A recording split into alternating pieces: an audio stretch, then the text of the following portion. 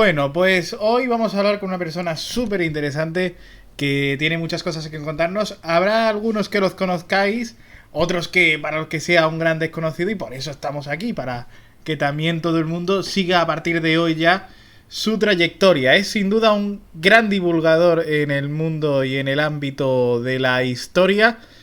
Le podéis seguir, si estáis en Madrid es mucho más sencillito, pero si no, lo primero el internet que nos ha ayudado a todos a poder comunicarnos y a conectarnos y a ver todo. O también los domingos, si os quedáis en casa después de comer, pues a ver La Roca, el programa de Nuria Roca en La Sexta, donde tiene una sección muy interesante también sobre este que es su gran tema, la historia. ¿Qué tal, David? ¿Cómo estás? Pues muy agradecido, Carlos Javier, por invitarme a Carolus, ¿no? Que es pues eso, me hizo mucha ilusión cuando te pusiste en contacto conmigo. Dije, mira qué bien. Bueno, Así que muy agradecido. ¿cómo llegas a esto de querer divulgar la historia? Que es verdad que es una especialidad que en los medios de comunicación es mucho más extraña, no es de lo que más se habla, la verdad. Pues porque, mira, llevo toda la vida en la tele, llevo 30 años en la tele y toda la vida me ha gustado la historia. Entonces yo hacía programas, que he pasado por un montón de programas y siempre decía, jolines, si pudiese hacer algún programa de historia aplicando lo que sé del entretenimiento, pues sería divertido, ¿no? Y nada, pues en la tele la profesión es muy inestable, o sea, tenemos trabajo descomunal durante mucho tiempo y luego de repente pues se termina el proyecto y nos vamos al paro todos. Y en uno de estos paros pues aproveché para hacer un proyecto con unos amigos, ¿no? Puse en marcha una idea que tenía desde hacía 10 años de hacer un programa, un podcast primero y luego un programita de divulgación de historia en la tele. Y nada, pues sonó la flauta y por estos milagros de la vida pues acabamos haciendo un programa en Telemadrid que pues, estuvo casi 2 años grabándose y que 6 años después se sigue emitiendo todos los días. ¿Y esperabais este éxito? ¿Esperabais esta aceptación? Porque muchas veces se dicen que este tipo de programas en la tele no funcionan, que esto es lo que no es lo que la gente quiere ver. A ver, la gente quiere entretenerse. Entonces, a mí cuando me dicen, es que estás haciendo un programa de historia y funciona, yo siempre digo, bueno, no, yo hago un programa de entretenimiento que se basa en unos contenidos que están relacionados con la historia. Pero fundamentalmente mi trayectoria es sobre todo no sé, de la tele de entretenimiento y entonces pues lo que apliqué fue lo que te decía antes, ¿no? Pues estos conceptos que yo manejaba bien porque había hecho mucho entretenimiento, pues aplicarlos a un contenido muy concreto que a mí me gusta mucho más, ¿no? Que es la historia. Si en vez de estar hablando de Belén Esteban, pues es mucho más interesante hablar de Isabel II, ¿no? Que por lo menos algo aprendemos todos, ¿no? Precisamente, uno de los programas donde dices que aprendiste fue, yo creo que lo que mucha gente cree que es la antítesis de un programa cultural o de un programa que pueda tratar sobre historia, que es Aquí hay tomate, que es un programa que para los más jóvenes que no lo conocerán, es un programa que era una especie de Sálvame, mucho más minúsculo en el sentido de que era mucho menos rato, era más cortito, era 1 hora o 2. Era solo Jorge Javier con Carmen Alcaide, si no recuerdo mal, en Telecinco también después de comer. Y era un poco el mismo tono y las mismas ganas un poco de ser pícaros, por decirlo así, con los famosos y muy ácidos. Menudo salto, o sea, yo creo que la gente piensa, o sea, yo te voy a decir lo que la gente tiene como tópico de los, primero los que ven Aquí hay tomate y luego también de los que trabajan en Aquí hay tomate, que son personas casi sin ánimo nada más que de ver famosos, sin ninguna vocación cultural. Que luego es verdad que Jorge Javier, por ejemplo, lo ha sabido demostrar que no, porque Jorge es un experto en temas de filología y en temas de cultura. Pero, ¿cómo se da ese salto de Aquí hay tomate a divulgar historia? Pues el del tomate en concreto es muy natural, porque al final la historia es una gran historia de corazón, ¿no? Y el tomate lo que hacíamos, mira, cuando el tomate es un caso muy concreto también de televisión, en el sentido de que cuando empezó no tenía absolutamente nada que ver con lo que luego se convirtió. Iba a ser un programa de testimonios en donde sí que había reporteros, sobre todo fundamentalmente reporteros, que iban donde estaba la noticia, ¿no? Donde estaban los vecinos que se peleaban, el señor que veía una imagen de Jesucristo en las galletas, ¿no? Cosas así. Entonces iban a buscar estos perfiles y ya pues creamos ahí todo el universo del tomate, ¿no? Pues la línea gráfica, el tipo de cebo que íbamos a utilizar más tarde, el tipo de sobre todo la forma de contar esas historias, ¿no? Luego hubo un hueco, mientras estábamos con los pilotos, hubo un hueco en Telecinco. Nosotros íbamos a ir los sábados por la tarde Ah, sí. a hacer un programa. Iba a ser un programa de media hora de testimonio, ¿no? Y de repente hubo un hueco de 1 hora diaria en Telecinco, ¿no? Y claro, estas oportunidades a los trabajadores siempre nos vienen muy mal, pero a los jefes les viene fenomenal, porque dice, jolines, de repente vamos a pasar de tener un programa semanal a tener un programa diario, y encima de 1 hora. Con lo cual se amplió el programa, vimos que no llegábamos con los contenidos que teníamos, y entonces el director, que sí que venía del mundo del corazón, Adrián Madrid, dijo, oye, ¿y por qué no hacemos media hora de corazón y media hora de frikis? ¿Sabes? Que ya estos, los dichos lo llamamos los frikis. Y entonces dijimos, bueno, pues vale, ¿no? Yo nunca había hecho corazón. La mitad el 90% del equipo nunca había hecho corazón, y nos encontramos, pues eso, delante de un toro que había que lidiar. Y entonces se daban situaciones muy graciosas, ¿no? Pues reporteros que no sabían quiénes eran los personajes a los que tenían que entrevistar, nosotros que no sabíamos. Siempre cuento un caso que es muy concreto, ¿no?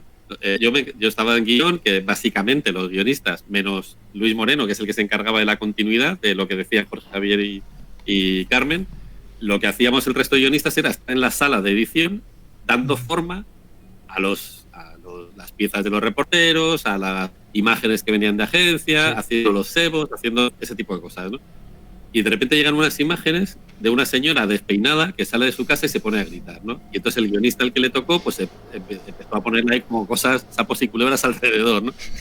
Y nos llamó a todos lo vimos y nos hizo mucha gracia, le aplaudimos mucho, y al día siguiente viene compungido este compañero y dice, ¿sabéis la señora esta que salía ayer de la puerta? Sí, dice, era la duquesa de Alba.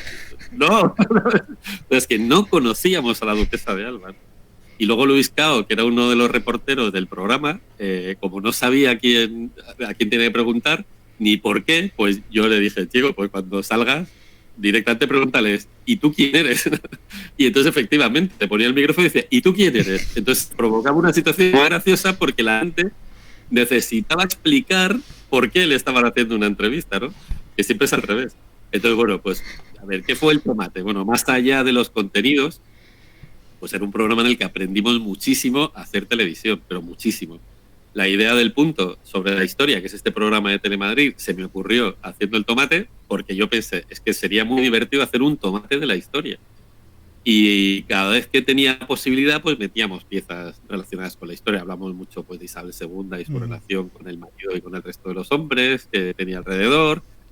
Se estrenó entonces la película de Alexander, la de sí. Alejandro Magno, y entonces hablamos mucho también durante una temporada, pues estuvimos hablando de Alejandro Magno y sus relaciones con los hombres y demás.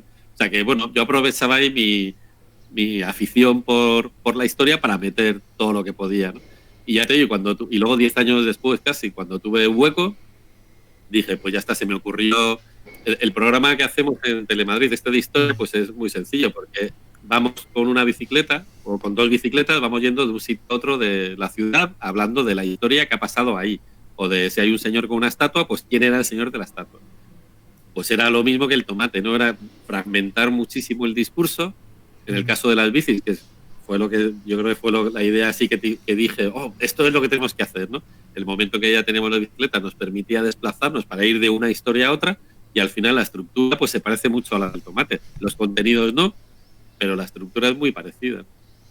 Entonces al final a mí cuando me... Perdona. Sí, sí. Con la bicicleta no tienes problema, ¿no? Sabías montar en bicicleta antes del programa, ¿no? Claro, yo fui ciclista urbano cuando era muy joven, ¿no? Luego pues tuve un par de episodios lamentables, ¿no? Con el tráfico y con señores que se cruzaban y resbalones cuando llovía y demás, y ya pues me asusté y lo dejé, pero tuve casi 3 años que me movía por Madrid en bicicleta. Y yo no sé si... Claro, aquí hay tomate, para muchos es como un precursor, pero yo no sé si en la historia es como el primer... o sea, ¿se aprovecha de un nuevo formato o básicamente es los típicos rumores de la plaza del pueblo, de los típicos cotilleos de mira llevado a la televisión? Sí, a ver, el formato solo era original en cuanto a la forma que teníamos de contarlo, ¿no? Los grafismos, pues el tono con el que se trataba a los famosos, este tipo de cosas, ¿no? Y esta cosa un poco gamberra que utilizábamos para tratar esos temas, ¿no? Los temas se han tratado toda la vida, se siguen tratando, y bueno, yo creo que el gran hallazgo del tomate fue primero esa fragmentación de la que te decía, que es que sabías que si una pieza no te interesaba, dentro de un minuto iba a pasar otra cosa, ¿no? Entonces te podías quedar enganchado tranquilamente o hacer un rápido y volver, ¿no? Porque siempre iba a haber algo que a la gente le interesase. Entonces ese concepto de fragmentar mucho los contenidos y al mismo tiempo tratarlos de una forma desenfadada, con mucho grafismo, con mucho colorín y pasárnoslo bien mientras hacíamos el programa. Y es verdad que en el tomate nos lo pasábamos muy bien, sufríamos mucho porque trabajábamos a destajo para poder sacar adelante ese programa, pero al mismo tiempo era un trabajo que hacíamos con mucho gusto porque nos lo pasábamos muy bien, ¿no? Y porque aprendíamos mucho.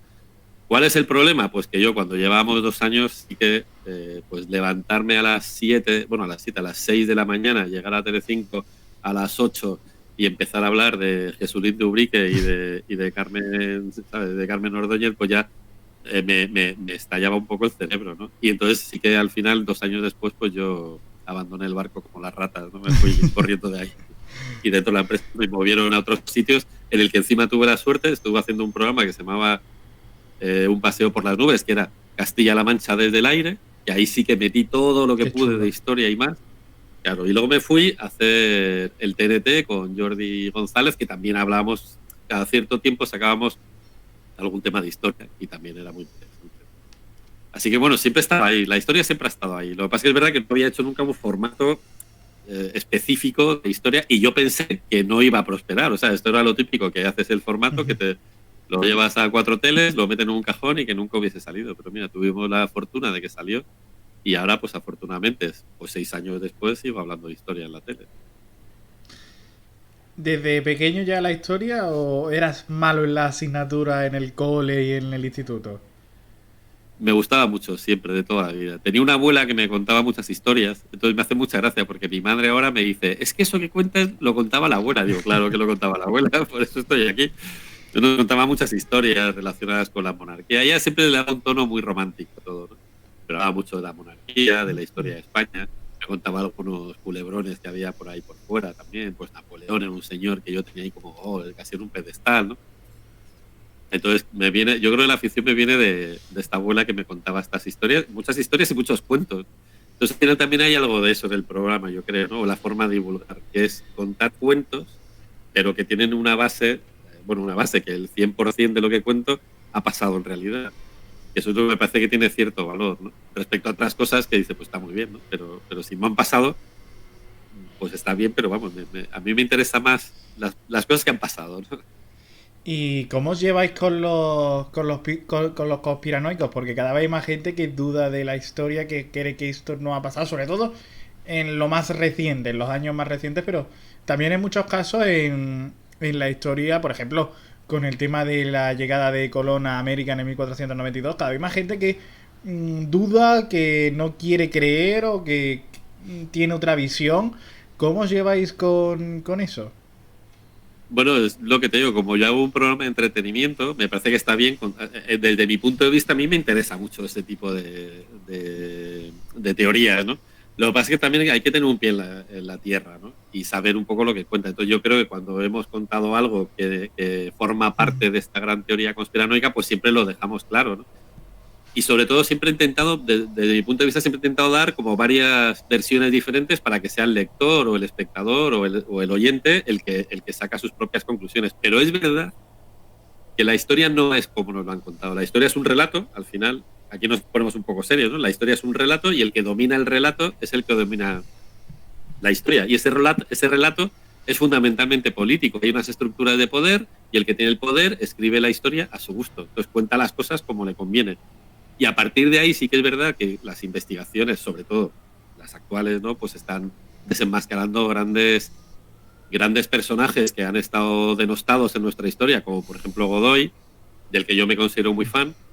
Se han cuestionado si el Cervantes que conocemos, el de Alcalá de Henares, es el Cervantes histórico o es que hubo 2 Cervantes, que esto sí que está demostrado también que en la batalla de Lepanto participaron 2 Cervantes. Entonces, ¿cuál de los 2 es el que escribió el Quijote, el de Alcalá o el otro, ¿no? Y, y ahí es que hay un montón. Colón, ¿no? ¿Quién fue Colón? ¿De dónde salió? ¿Sabía o no sabía dónde tenía que llegar? Es muy interesante, por ejemplo, cuando Magallanes cruza el Océano Pacífico, Ujú.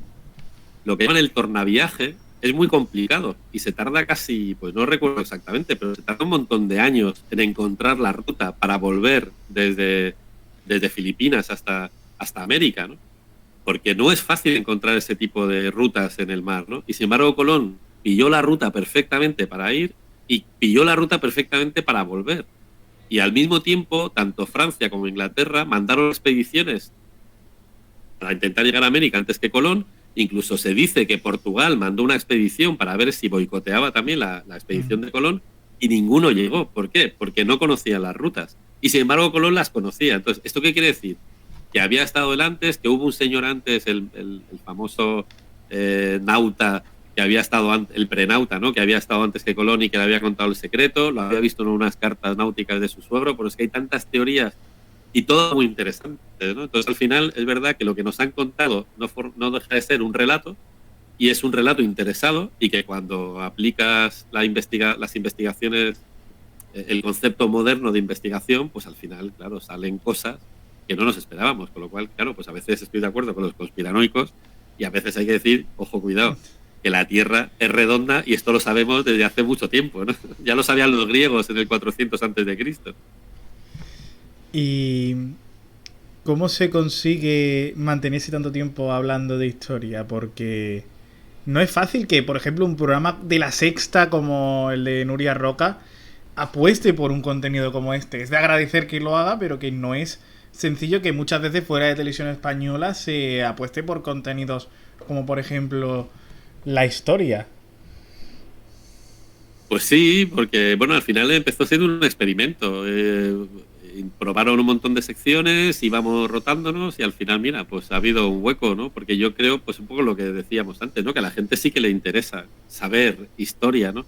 El problema es que los planes de estudio son muy densos, ¿no? Y lo sé porque tengo dos hijos que están estudiando. Entonces, no es que porque hay mucha gente que dice, es que los profesores son muy malos. No, no, los profesores son muy buenos porque con lo que tienen, con la materia prima que tienen, hacen lo que pueden. La materia prima es muy densa, ¿no? Entonces, creo que falta recuperar esta sensación de relato, ¿no? Que es lo que hacemos en general los divulgadores. Yo, vamos, no me he inventado nada. Ahí está, pues Juan de la Vaga, la Nieves con Costrina, Cebrián. O sea, hay grandes divulgadores que se inventaron ya una forma de contar la historia, ¿no? Yo a lo mejor le doy un toque un poco más gamberro, pero vamos, que al final hay grandes divulgadores. Que haya llegado a la sexta, lo único que quiere decir es que la tele poco a poco se está dando cuenta de que los contenidos interesan. Porque mira, los podcasts más escuchados siempre son, entre los 10 más escuchados siempre hay uno de historia. Los libros más vendidos, de no ficción, 5 libros de no ficción siempre suelen estar entre los más vendidos. De ficción, la novela histórica siempre suele estar entre los más vendidos. Las revistas, las cabeceras que se mantienen ahora mismo, pues son las de motor, las de hogar y las de historia, se siguen manteniendo, ¿no? Y cada año se intenta una nueva aventura. Es decir, que, bueno, en la SER, por ejemplo, que hago un programa también en la SER, hay 3 programas de historia ya y otros 3 ¿Cierto? programas que no son de historia, pero que están muy relacionados con la historia también. Es decir, que cada vez más creo que las televisiones y las radios comerciales se están dando cuenta de que hay un potencial en la historia, en la forma de contar la historia y en acercar la historia al ciudadano medio que pues que interesa y que oye que funciona, ¿no? Y que bueno pues que y yo creo por eso apuestan, ¿no? Porque al final ven que les funciona y por eso estoy en la sexta, porque supongo que si no funcionase mi sección, si cada vez que salgo se hunde la audiencia, pues me dirían, David, muchas gracias, pero es que esto no le interesa a nadie. ¿Te gustaría ser profesor ahora que hemos hablado de los planes de estudio? ¿Te gustaría ser profesor de historia? Me gustaría mucho ser profesor de historia, me encantaría. No sé si sabría lidiar una clase, porque yo tengo, ya te digo, bueno, la niña ya tiene 20 años, ya ha terminado esa etapa, pero tengo un hijo en plena adolescencia y sabemos por el instituto que las clases son complicadas, ¿no? Son muy complicadas porque, a ver, al final son niños de 15 años. Sí, normal. Y entonces, bueno, pues sería un reto también. O sea, poder dar clase a un grupo de adolescentes, pues sería un reto. He dado alguna clase estas que llaman clases magistrales o alguna charla, ¿no?, en institutos. Y bueno, mantener el interés una hora, más o menos, con esto de que salgo en la tele, pues igual más o menos lo consigo. Pero claro, estar ahí lidiando con ellos todos los días es complicado. Así que yo por eso siempre defiendo a muerte a los profesores, ¿eh? Los defiendo a muerte. ¿Qué es peor? ¿Qué sería peor? ¿Lidiar con una clase de adolescentes o con los famosos que perseguíais en el Aquí Tomate? Bueno, yo afortunadamente no perseguía a ninguno. Yo estaba ahí en mi sala y la ¿O que, que perseguían tus compañeros? Claro, yo me imagino es mucho peor eso, ¿no? Que al final acabar persiguiendo... o sea, las jornadas que se pegaban también persiguiendo famosos era titánica, vamos, era complicado. Pero bueno, no lo sé, la verdad es que también es complicado lidiar con adolescentes. No sé qué es peor, ¿eh? No sé, afortunadamente no he tenido que lidiar con ninguno de los dos gremios. Y ya para ir acabando, una última pregunta, porque tú también formaste parte del primer equipo que hizo Gran Hermano en España, el primer Gran Hermano, el que revolucionó al fin y al cabo la forma de hacer televisión. ¿Qué personaje histórico te hubiera gustado ver dentro de la casa de Gran Hermano? Qué buena pregunta, ¿eh? Madre mía. Pues mira, yo soy muy fan de Prim, por ejemplo, que es otro de los grandes personajes de la historia de España que no conocemos, ¿no? Que es el único señor que tenía visión, tenía un concepto clarísimo de lo que tenía que ser España y se lo cargaron. Entonces, pues me hubiese encantado conocerle y bueno, si le pudiese ver ahí cómo se comportaba en un entorno como el de Gran Hermano, meterle con Serrano, con el que se llevaba fatal, meterle con Pascual y Angulo, que era otro de los diputados que había, que se habían amenazado a muerte y se habían retado a duelo varias veces, pues en ese caldo de cultivo del siglo XIX, cuando todos estaban ahí, que estaban a punto de pasar muchas cosas en España, pues haberle visto por ahí. Y luego, bueno, por supuesto, meter a Isabel II, que era de la época, meter al marido de Isabel II, que también tenía que ser para verle, y luego pues Alfonso XII, ¿no?, que es el que volvió con todo esto, y al rey Amadeo de Saboya. O sea, en ese sexenio liberal que hubo 6 años en España y fue una locura, pues justo desde un poquito antes, con Isabel II hasta la llegada de Alfonso XII, meter a todos los grandes personajes ahí dentro de esa casa sería maravilloso, para ver si entendemos de una vez qué pasó en esos 6 años, ¿no? Pues David Botello, yo creo que el que no le siguiera, el que no le conociera, yo creo que después de estos minutos se ha quedado ya convencido de que tiene que seguirle, poner la tele. Si está en Madrid va a ser más sencillo, si no hay que esperar al domingo, o meterse en internet y seguir toda su trayectoria. David Botello, muchas gracias de verdad por acercarte por el canal. Ha sido un tremendo placer y que sigas divulgando la historia, que es muy importante conocerla. Pues muchísimas gracias, Carlos, y muchas gracias a la gente que nos oiga. Así que un verdadero placer estar aquí un ratito acompañando.